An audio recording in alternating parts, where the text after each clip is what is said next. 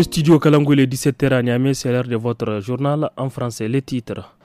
Dans le cadre de la lutte contre l'apatridie au Niger, une trentaine d'acteurs de la société civile formés à Niamey, une initiative portée par le ministère des Droits humains. La ville de Terra, privée d'électricité depuis une semaine, les activités économiques sont paralysées selon les témoignages. Bonsoir à toutes et à tous. Pour la présentation, je suis Tarnan Fouda Ahmed. Une trentaine d'acteurs de la société civile ont pris part ce vendredi à une formation consacrée à la lutte contre l'apatridie au Niger. L'initiative émane du ministère de la Justice et des Droits de l'Homme en partenariat avec l'Agence des Nations Unies pour les réfugiés HCR. Madame Oumaler Chefou, directrice des droits de l'homme au ministère, apporte des précisions au micro de Mokhtar Hamadou.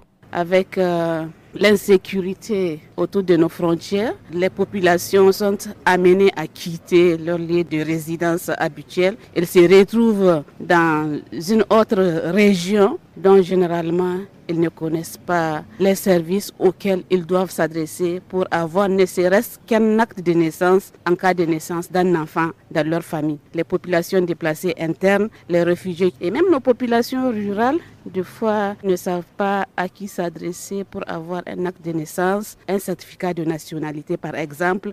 C'est dans ce sens que nous allons expliquer à ces acteurs de la société civile comment est-ce que nos populations peuvent éviter ce phénomène de l'apatridie. Comme vous le savez, ils sont l'intermédiaire entre l'administration et nos populations. À Terra, dans la région de Tillabéri, la population vit sans électricité depuis près d'une semaine. Cette coupure prolongée perturbe fortement les activités économiques. Sur place, quelques habitants expriment leur désarroi face à une situation qui perdure. Le constat avec Ali Amadou. À Terra, nos réfrigérateurs sont aux arrêts, nos portables à plat et la chaleur nous agace. Tous nos produits gardés au frigo sont gâtés.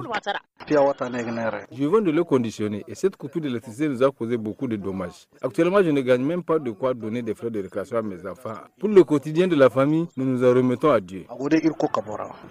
Nous vendons de l'eau fraîche et de la glace. Tout s'est arrêté depuis 5 jours et cela continue. Il y a même une pénurie d'eau. Je suis soudeur et la coupure d'électricité a bloqué nos activités. C'est avec ce travail que nous subvenons à nos besoins. Et depuis le début de ces coupures, nous ne gagnons rien. Contacté par les studios Kalangou, le responsable du secteur Nigelec de Terra a indiqué qu'une équipe technique est actuellement sur le terrain afin d'identifier l'origine de la panne. La commune rurale de Falmaï a abrité mardi un forum réunissant les utilisateurs des ressources partagées. L'initiative portée par la Fédération nationale des éleveurs du Niger, FNAD-ADO, vise à promouvoir la cohabitation pacifique entre agriculteurs et éleveurs. Le président de la Fédération, Amadou Siddo, s'exprime au micro d'Omar Hama.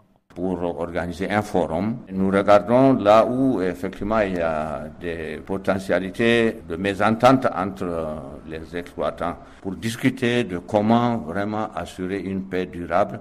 Et nous avons aussi profité pour parler de la descente des animaux qui chaque année cause des conflits entre éleveurs et agriculteurs. Et donc cette année, nous avons pensé que Falmey quand même est un passage pour les transhumants, surtout ceux qui descendent maintenant du Bénin, qui reviennent au terroir. Nous sommes en fin de récolte, ceux qui étaient au nord qui descendent. Donc vraiment, ça peut créer des conflits.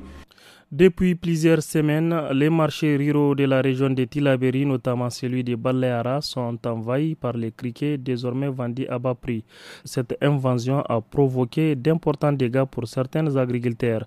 D'autres y voient une occasion de tirer profit d'une année exceptionnelle. Zainabou Abdou a recueilli plusieurs témoignages. Je n'ai jamais vu une telle quantité de criquets. Les anciens nous disaient qu'à certaines époques, les criquets viennent en masse, mais pas autant qu'on le voit sur les marchés aujourd'hui, qui se vend à 250 francs la mesure. Il y a longtemps que nous n'avons pas vu une telle infestation de criquets. J'ai cultivé des champs dans lesquels je n'ai rien pu récolter. Mais pour ceux qui les attrapent pour les commercialiser, c'est une opportunité.